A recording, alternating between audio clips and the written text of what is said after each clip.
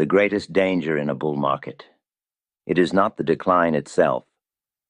It is the belief that the party can never end. The speculator, blinded by optimism, always waits for the grand signal. He demands a dramatic flash. He needs the obvious, screaming confirmation of weakness. He waits for the newspapers to declare the crash. But, gentlemen, the market does not send invitations. It does not ring bells. It sends subtle shifts in rhythm. It delivers almost imperceptible warnings. If you are waiting for the obvious collapse to confirm your fears, you are already bankrupt and you are finished. The true professional does not wait for the break. He recognizes the sickness in the volume long before the price collapse begins. He sees the failure of demand. He notes the exhaustion of the buyers. This is how the buyers run out of steam. This is how the big accounts, the strong hands, liquidate their holdings. They distribute their entire position into the public's eagerness. You must exit the engine before the entire system stalls completely. You must learn to read the tape when the market is still making new marginal highs. That is the entire secret to preserving the profits you have already earned. This lesson is perhaps the most important discipline in the entire game of speculation. Subscribe now, like this video, and leave a comment. By doing that, you help more people see this message, and you let me know this work is not in vain. We must understand that distribution is not a sudden event. It is a process. It is the careful, methodical disposal of stock by those who know better. It occurs under the guise of strength. It is the gentle turning of the tide while the public is still rushing toward the water. I call these the subtle signals of exhaustion. You must commit them to memory. You must train your eye to see beyond the reported price. You must see the action underneath. We have 10 principles that govern this transition from accumulation to distribution. These are the telltale signs that the buyers have run dry. The moment they appear, the position is no longer a trade, it is a liability. The subtle signals of exhaustion. 10 principles of distribution. 1. The climax volume without follow-through. This is the first true signal of weakness. It is unmistakable if you know how to look for it. You see volume spike to extreme historical levels. The number of shares changing hands is colossal. The tape is frantic, churning, moving faster than it has in months. The amateur, the public, he looks at this tremendous volume and he cheers. He declares, "Look at the demand. The move is accelerating. The market is confirmed." He believes this volume proves an insatiable appetite for the security. He rushes in to buy, fearing he will miss the final thrust. He is tragically wrong. The professional sees this same spike in volume and he recognizes it for what it truly is: distribution. It is the supply meeting the demand perfectly. If the buying power were genuinely aggressive, if there were no major resistance, that extraordinary volume would propel the price upward by several points in a single session. The jump would be immense. It would confirm a violent acceleration of the trend. But what do we observe? We see the extreme volume that produces a disproportionately small price gain. Perhaps the stock closes up only half a point. Perhaps it closes marginally lower than the previous day. It is market churning. The engine is running hot. The indicator is screaming, warning of overheating. Yet the wheels are barely turning. The buying power is being entirely absorbed by massive selling pressure. The big holders are quietly liquidating into the excitement generated by the public frenzy. Every share the public buys, the professional sells directly to him. The smart money is using the high volume as camouflage. They know they cannot sell 50,000 shares without collapsing the price. But they can sell 50,000 shares into a day of public mania where the volume reaches 500,000 shares. The lack of price performance relative to the volume is the sickness. This is the first alarm bell. If the stock cannot gain ground when the public is this enthusiastic, then the strong hands must be selling aggressively. The buyers have already exhausted their reserves. The market is tired and it is struggling to breathe. Do not chase the climax volume. Use the climax volume as your first warning to prepare your entire liquidation strategy. 2. The shortening of the thrusts. You must observe the market's rhythm like a physician observing a patient's heartbeat. In a healthy, confirmed uptrend, each upward leg is aggressive. The market gains ground quickly. It covers significant territory with ease and conviction. The impulse moves are long and rapid. When the buyers begin to run out of steam, the rhythm shifts entirely. The impulses shorten. The stock still manages to push to new highs. But look closely at the action. The gains are marginal. They are achieved with far more effort than the preceding moves. The price attempts to advance, but it takes 3 or 4 days to gain a single point, a gain that previously took only half an hour. The market is struggling against increasing supply. Imagine a man pushing a heavy cart uphill. When he is fresh, his strides are long and powerful. As he tires, his steps become short, jerky, and weak. He still moves forward, yes, but the distance covered with each step shrinks dramatically. This is exactly what happens in a market undergoing distribution. The upward velocity is dying. The force of the trend is dissipating. The professionals recognize this shortening of the thrusts as a fundamental sign that the market lacks the necessary reserves to sustain the pace. It is the visible sign of internal exhaustion. The pool operators, the large investment trusts, they are no longer committing vast capital to press the price higher. They are merely maintaining the illusion of an uptrend while they quietly offload their stock. They permit the price to advance fractionally, encouraging the amateurs to join. But they refuse to launch the powerful, definitive upward moves that characterize accumulation. The range of the daily activity may remain wide, but the net gain from day to day becomes pitifully small. This tells you the big players are no longer interested in higher prices. They are only interested in a smooth exit.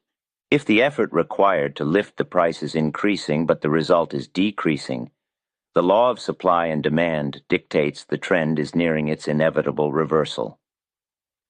Pay more attention to the acceleration of the price than the absolute level of the price.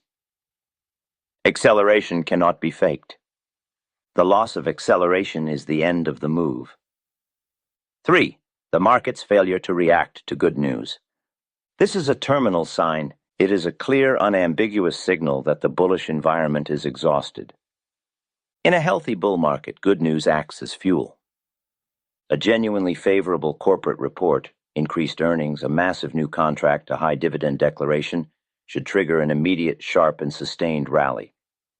The news is the catalyst. The price should explode. But what happens in a market under distribution? The favorable announcement hits the wires. The public buys with glee. Perhaps the stock rallies briefly up a quarter point, perhaps half a point in a quick, excited flurry. And then, nothing. The price fails to sustain the rally. Worse still, it immediately begins to sell off, drifting back down to the previous day's close or even lower. This phenomenon tells you that the market has become utterly immune to bullish catalysts. The professionals have already discounted the optimism entirely. They have already priced in the potential good news weeks or months ago. The anticipation of the news drove the last segment of the rise. When the news finally materializes, it serves only one purpose for the strong hands: camouflage. It is the perfect moment to liquidate their final holdings without drawing attention. They use the momentary surge of public enthusiasm as the cover needed to dump their stock at the high price. If the market cannot rally decisively on excellent news, what precisely will sustain the price? The answer is nothing. The well of optimism is dry. The buyers who were going to buy on that news have either already done so or they are too cautious to act. This is why the reaction to news is infinitely more important than the news itself. Ignore the headline. Observe the price reaction. A stock that sells off on good news is a dying stock, regardless of its underlying fundamentals. Do not let hope blind you to this reality. Do not tell yourself the market simply misunderstood the report. The market always understands. It is telling you quite clearly that the buying conviction is dead. 4. The narrowing of the trading range at the top. A robust, healthy market is volatile. It has a wide trading range. It moves aggressively up and down, demonstrating powerful conviction on both sides, with the bias always resolving upward. This width of activity shows that capital is moving freely. It shows participation. When distribution is nearing completion, the character of the price movement changes dramatically. The price tightens. It compresses itself into a congested, narrow band at an elevated level. The movement day to day becomes dull, fractional. The market appears to be in a period of consolidation. The amateur believes this is the market simply gathering energy for the next tremendous surge upward. He thinks of it as a launching pad, and he is mistaken. This is not consolidation. It is hesitation. It is a clear sign of stalemate. The strong buyers, the institutional accounts, have finished accumulating. They are neither pushing the price higher, nor are they panicking. They are holding their positions while they assess the remaining public demand. They want to exit without crashing the price. Therefore, they must maintain a very tight, controlled range. This lack of movement is paradoxically a powerful bearish indicator. It suggests that the supply line is constant and steady, matching the diminished demand exactly. There is no longer enough fresh buying power to lift the stock out of the range. The moment one tries to push the price even marginally higher, the supply waiting just above that pivot rushes in and caps the gain. The professional sees this tightness and understands that the market structure has become brittle. It is hanging suspended by thin thread. When the stalemate finally breaks, and it always breaks, the downward velocity will be violent because the range constriction has dried up all the intervening bids. The narrow range indicates a severe lack of conviction among the very people who were previously driving the uptrend. They are simply waiting for the optimal moment to break their own bids and begin the decline. Tightness at the top means danger. Volatility is health. Dullness is death. 5. The first failure to confirm the high was. Every professional trader recognizes the pivotal high. It is the sacred line. The pivotal high is the last, clearest point from which the preceding rally launched its final attack. In a continuous bull movement, the price must make a new high, and it must hold it. It must sustain the advance. The market attempts to break this recent major high. The public watches, mesmerized. The price lifts slightly above the previous peak. It penetrates the pivot. This sends a thrill through the public, convincing them the uptrend is confirmed for months more. They rush in, buying the breakout. The professional, however, watches the critical next few hours of action. If the buying power is truly dominant, the price must accelerate and hold its new position, moving quickly away from the previous high. But when distribution is underway, the price immediately retreats. It sinks back below the pivotal high. The breakout fails. It could not sustain the new level for even a moment. This retreat confirms that the buying power was tested at that elevated price, and it was utterly exhausted. The effort was immense. The result was a failure. This failed attempt, this false breakout, is often the first true, clear warning of a major topping structure. It is the bull's last, dying gasp. The professionals who were waiting for that penetration now know exactly where the supply overwhelmed the demand. They recognize the weakness immediately. They liquidate. The failure to confirm the high tells you the market lacks the necessary structural integrity to continue its upward path. It signals that the largest remaining buyers have been used up in one final futile effort. When the attempt to lift the price fails, the pressure immediately reverses. Those who bought the breakout are now trapped and must eventually sell their positions at a loss. The market is finished with those buyers. It is now preparing for the descent. Respect the pivotal high. If it is breached but not sustained, treat that signal with the highest possible concern. 6. The shift in intraday liquidity. This is a technical signal. It requires close observation of the operation of the floor or the tape activity itself. It is how the strong hands execute their movements. Liquidity is the ease with which you can enter or exit a position without dramatically moving the price against you. When institutional buyers were actively accumulating, the liquidity was deep and stable. You could place a large buy order, a significant block, and it would be absorbed instantly by waiting sellers, moving the price only fractionally. The bid was firm. The supporting mechanism was strong. When distribution begins, liquidity dries up with frightening speed. The strong supporting bids, the large institutional orders that held the price floor, they are pulled. They vanish. The men who were supporting the price are now the men selling into it. If you attempt to execute even a moderately large sell order, the bid suddenly crashes. You sell 5,000 shares and the price drops half a point immediately. There is no cushion.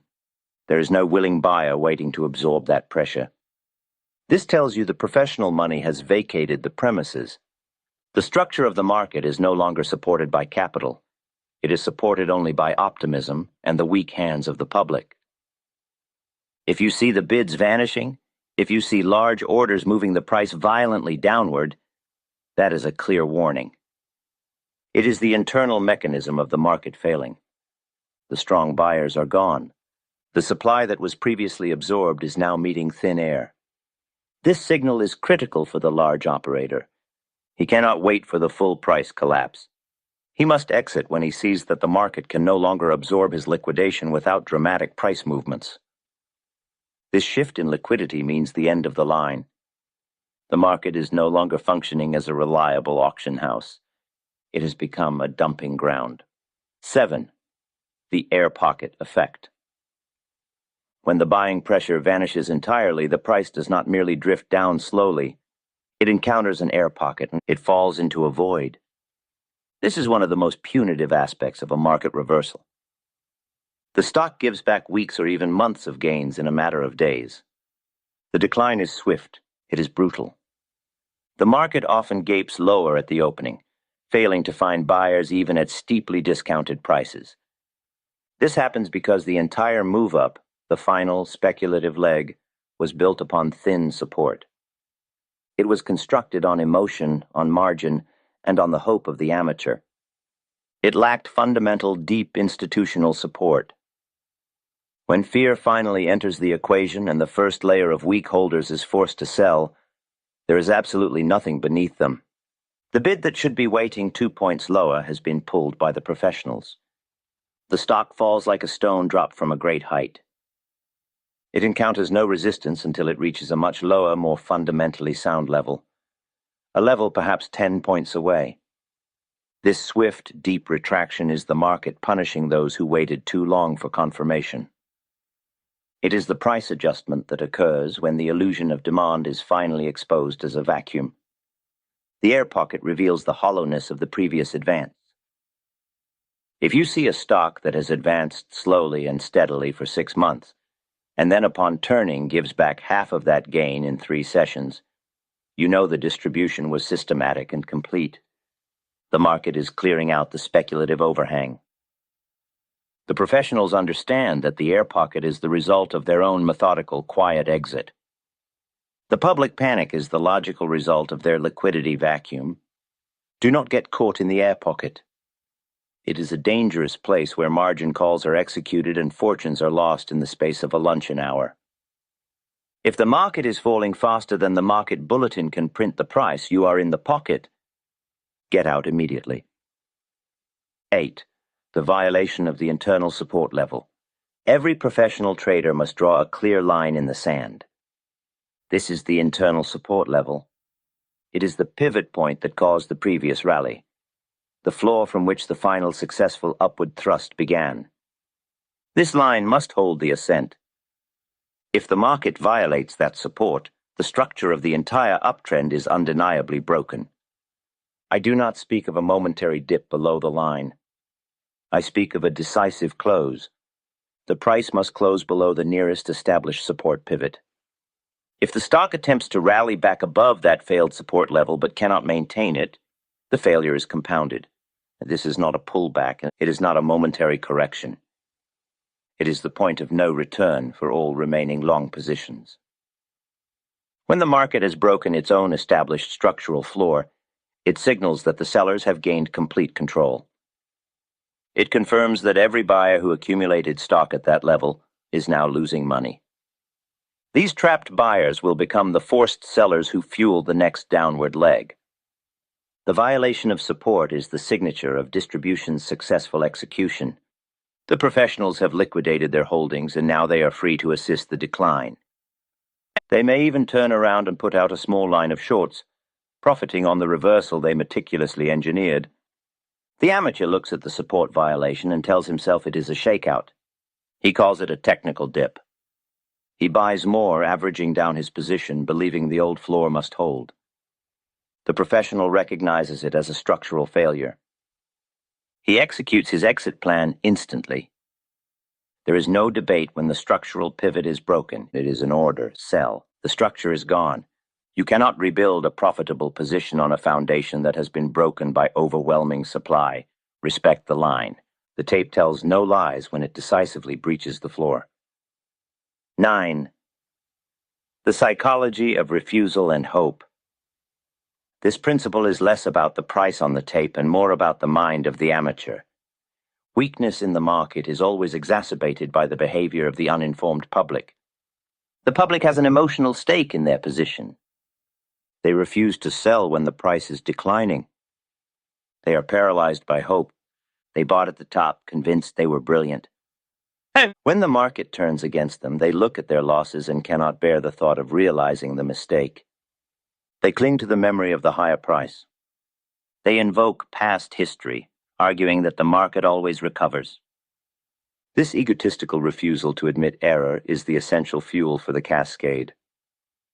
The professional understands this psychology completely. He knows that every share held by a hopeful amateur is a latent sell order.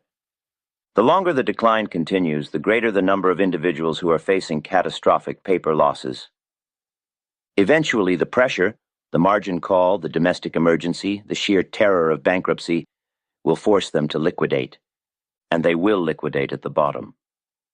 The professional who has already exited simply waits for this wave of panic selling to drive the market lower than its fundamentals would dictate. The market must break the spirit of the last bull. Your hope is the professional's leverage. Your refusal to sell now ensures that the initial wave of selling will cascade into a torrential flood later. The speculator must separate his ego from his ledger. The moment the market tells you you are wrong, you must exit. You must discard hope like yesterday's newspaper. Hope is the greatest killer of capital in speculation.